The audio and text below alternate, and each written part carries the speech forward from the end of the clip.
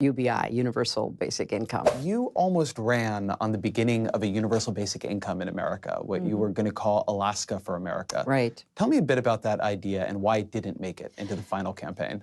Well, I wanted very much to convey a commitment to trying to figure out ways to raise incomes. I mean, most of the emphasis in the campaign was, as you know, on jobs and some big projects like really the infrastructure program that I put forth.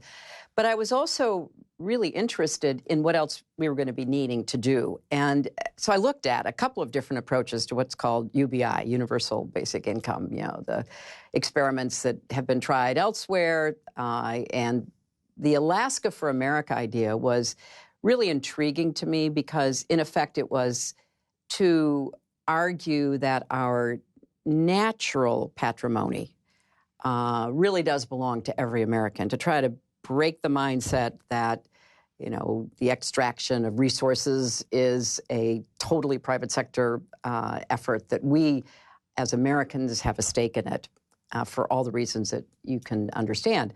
And the Alaska model, where they write a check to every single Alaskan every year based on a formula about the oil and gas revenues, was really intriguing to me.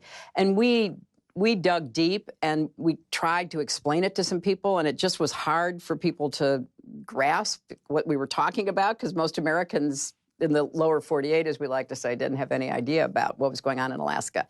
So I kept looking for an opportunity to put it in, but not to make it a centerpiece of the campaign.